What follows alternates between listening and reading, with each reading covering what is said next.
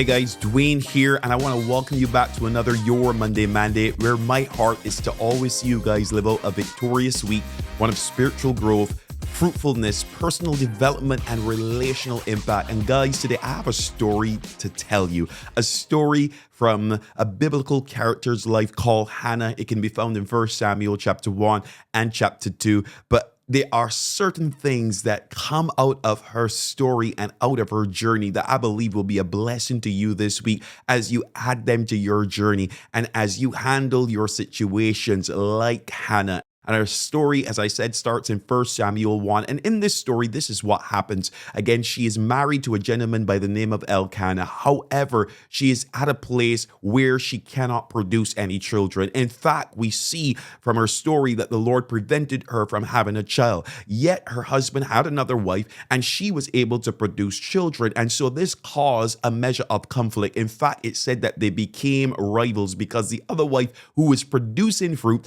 was now teasing and provoking Hannah and making her miserable because she was not. And have you ever been in a situation where you have someone running with you or somebody that you know in life and you are not getting any breakthrough at all? Things are rough and things are tough.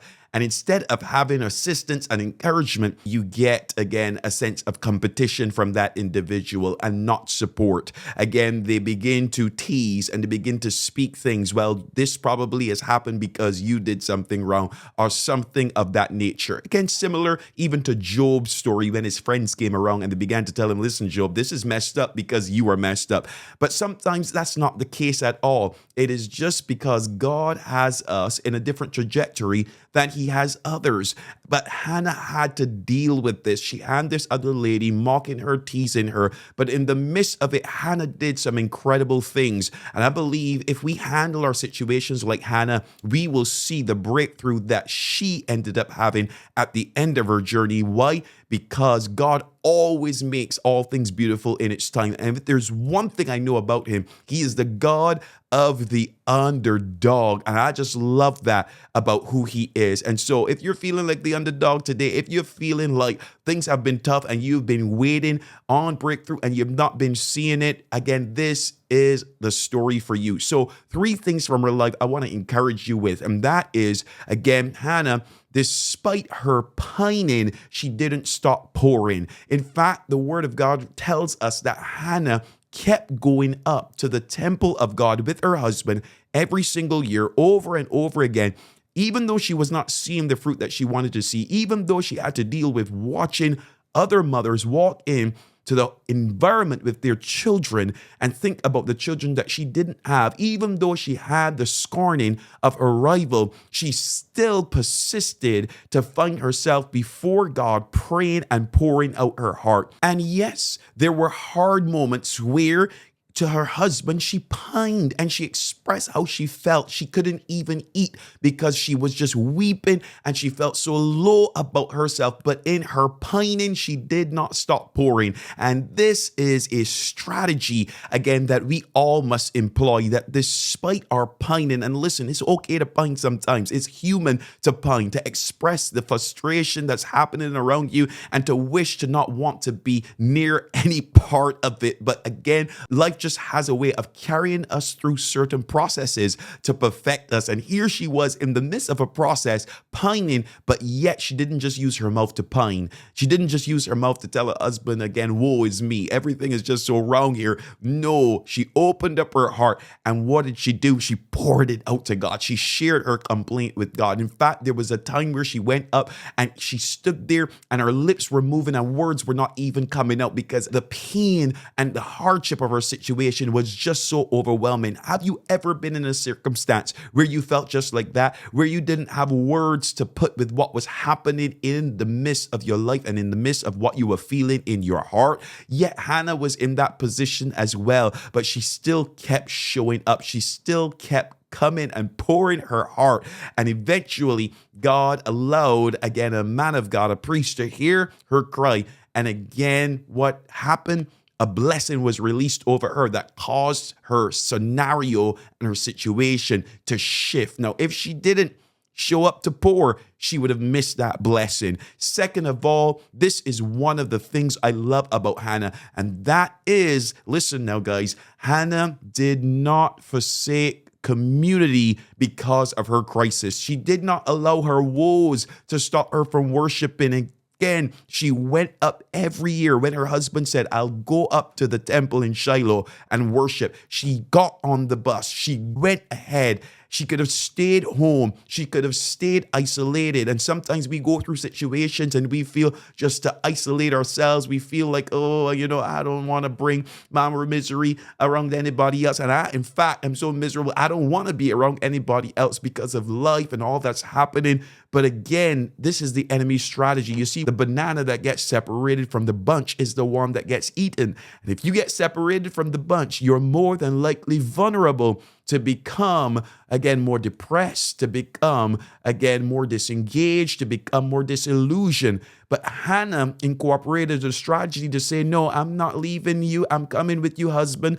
I'm going to go up to worship my God. I'm going to show up. Yes, I'm going to see families coming in. I'm going to see mothers coming in with their kids. I'm going to see all of that, but I'm not going to allow it to discourage me. I'm just going to allow it to encourage me to continue to believe and worship with God's people and to be energized. You see, in community, guys, there is synergy, and synergy releases energy and strength that you don't have within yourself. Again, and sometimes you just need, again, to receive encouragement that will strengthen you from somebody else's story, not to become envious of it, not to say, well, oh my goodness, it's happening for them, why it's not happening for me, but to be encouraged because God is no respecter of persons. And if he could do it in them, he will do it in you. You just have to wait your time. Again, he makes all things beautiful in its time. And so Hannah kept showing up. Again, she didn't allow her crisis to cut her off from community. No, she showed up and she connected. Stay in connection, guys.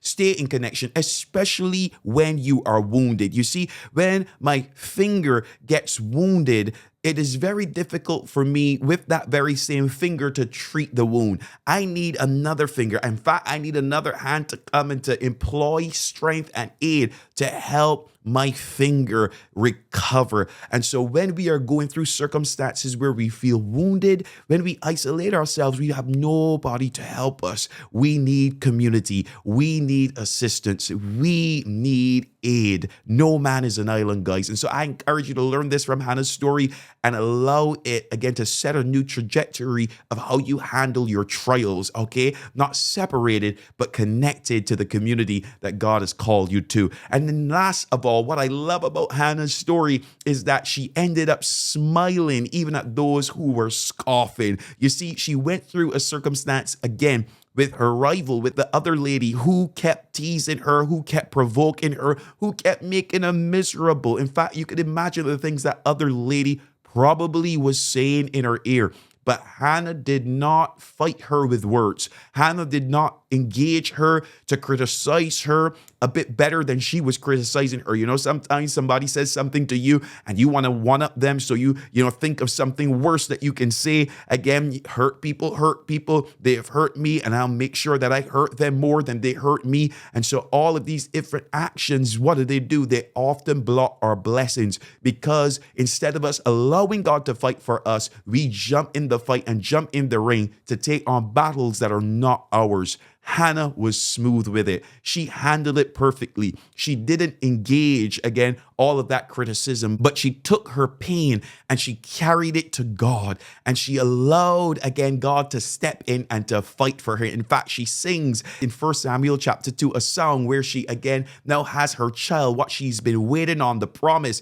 Oh, it has now come to pass. And she has this son called Samuel, and she remembers all that she has been through, and she sings and she says, God, you have made me to smile even at my enemies. And so may you smile at your enemies. May you not engage those who scorn you, but may you keep your eyes set upon God, the one who will break through on your behalf and who will fight the fights and silence the mouths of the accusers. Let him do what he does best, and you continue to fix your gaze upon him. So guys, I want to encourage you this week, handle it like Hannah. In fact, not just for this week, but for the rest of your days, for the rest of your life. And I pray that as you do, that you will come into the blessing that she came into. You see, she was consistent. She kept going into that place of worship despite her woes. She poured out despite her pining. Again, her requests to God, she kept interceding. She kept calling out to the Lord.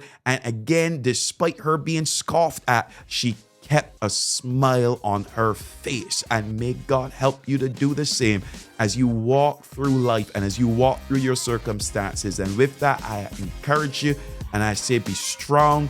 You know, it's hard sometimes when we go through difficult circumstances. Sometimes we're misunderstood.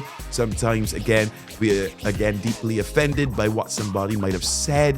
Listen, you go read Hannah's story. I just touched on a measure of it. There were things people said about her. Even the priest, even her pastor got it wrong at one point, but she did not use her mouth to curse the man. She just stayed connected, and God released a blessing upon her life. You know, some of us would have gone through what she would have gone through and would have cried church hurt and left the church. Hannah stayed connected.